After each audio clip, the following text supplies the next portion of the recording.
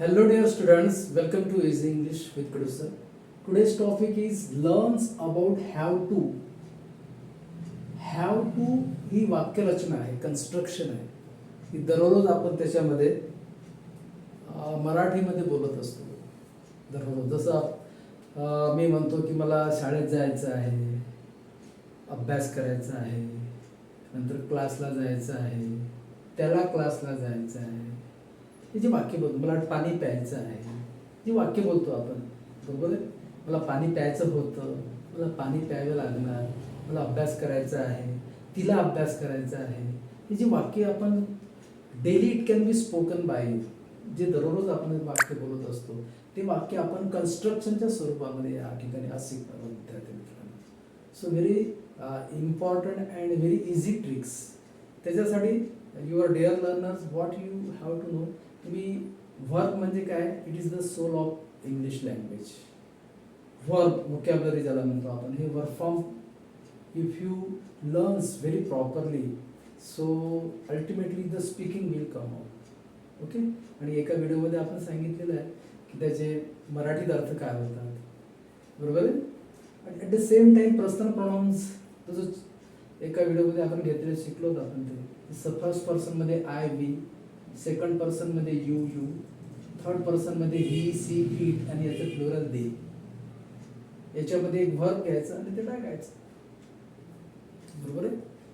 तर आपल्याला have to construction पहिल्यांदा समजून घ्यायचे. बघा, हॅव टू ही कन्स्ट्रक्शन कशी, जसं मी म्हटलं मला शाळेत जायचं आहे, तर I have to go to school.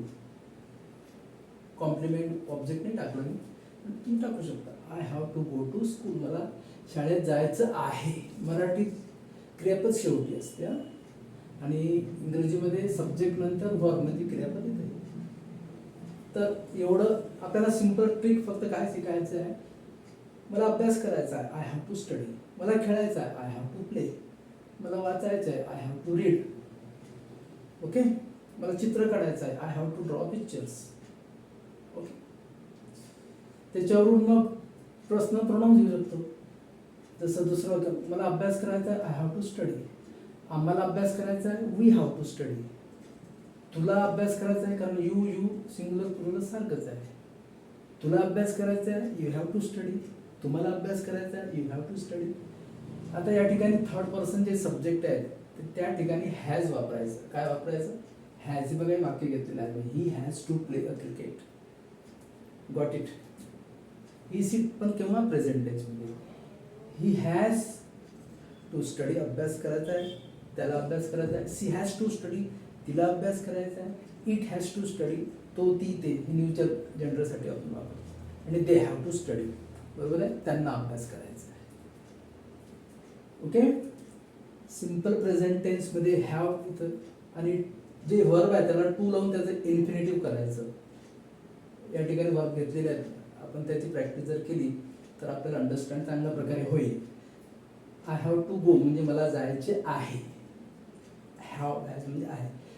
मला जायचे होते म्हणजे आय हॅड टू गो, मला जायचे होते.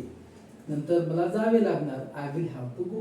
म्हणजे हा प्रेझेंट, पास्ट आणि future. Okay. I have to go, मला जायचे आहे. आय हॅव टू स्टडी, मला अभ्यास करायचा आहे. आय हॅव टू रीड, मला वाचायचे आहे. आय हॅव टू प्ले, मला खेळायचं आहे. आय हॅव टू लिसन, मला ऐकायचं आहे. Okay. I have to know, मला जाणून घ्यायचं आहे. आय हॅव टू कम, मला यायचं आहे. आय हॅव टू टेक, मला घ्यायचं आहे. आय हॅव टू गिव्ह, मला द्यायचं आहे. आय हॅव टू स्लीप, मला झोपायचं आहे. आय हॅव टू टॉक, मला बोलायचं आहे. ओके. याच्यामध्ये वर्ब टाकून, जसं I have to talk in English, याच्यामध्ये जसं ते पर्सनल प्रोनाउन्स हे टाकू शकता तुम्ही. आय झालं की मग वी घ्यायचं. Okay. We have to go, we have to study, we have to read. नंतर यू, बरोबर आहे. तुला शाळेत जायचं आहे असं जर म्हटलं, तुला शाळेत जायचं आहे म्हणजे you have to go to school. त्याला अभ्यास करायचा आहे, ही हॅज टू स्टडी. त्याला अभ्यास करायचा होता, ही हॅड टू स्टडी. होता म्हणजे बघा, आहे म्हणजे हॅव हॅज वापरायचं, होता म्हणजे हॅड वापरायचं, आणि असणार म्हणजे शॅल हॅव किंवा will have. Did you understand? Very simple trick. जसं मी म्हणतो आता मला झोपायचं आहे, आय हॅव टू स्लीप. तिला झोपायचं आहे, she has to sleep. You can take any example. He have to, had to आणि विल हॅव. बरोबर आहे. मला आता लिहायचं आहे, आय हॅव टू राईट. मला लिहायचं होतं, आय हॅड टू राईट. मला लिहावे लागणार, I will have to write. आपण म्हणतो ना, तिला माझ्यासोबत यायचं आहे, म्हणजे she has to come with me. तर सीच्या ठिकाणी तिला मला माझ्यासोबत यायचं होतं, she had to come with me. तिला माझ्यासोबत यावे लागणार, सी विल हॅव. हे बघा ना, इथं आहे, हॅव म्हणजे आहे, हॅड म्हणजे होते आणि विल हॅव म्हणजे असणार. Very very important and it's very simple trick to understand. कारण daily it can be spoken. दररोज हे मित्रांनो आपण सेंटेन्स बोलत असतो. एकच काम करायचं, हे जे पर्सनल प्रोनाउन्स मध्ये आहे त्याच्यामध्ये एक वर्ब टाकायचं आणि सेंटेन्स करायचं. Okay, did you understand? मला समजून घ्यायचं होतं, I have to understand.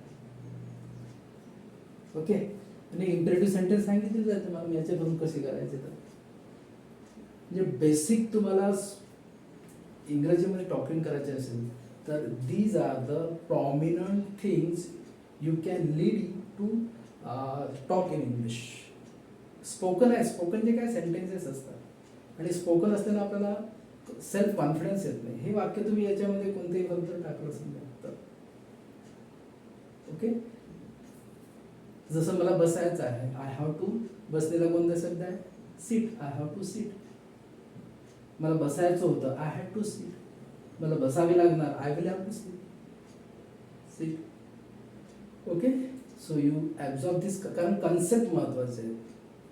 You understand, you make the practice and practice also, because practice is the key of success. Personal is the key of success. Continuity पाहिजे याच्यामध्ये. Okay, so this much is today's lectures. ही जी concept आहे तुमच्या लक्षात आलेली असेल, याचा भरपूर सराव करा, प्रॅक्टिस करा. Okay, you do share, like and subscribe to the other students so that they will get the benefit. Thank you so much.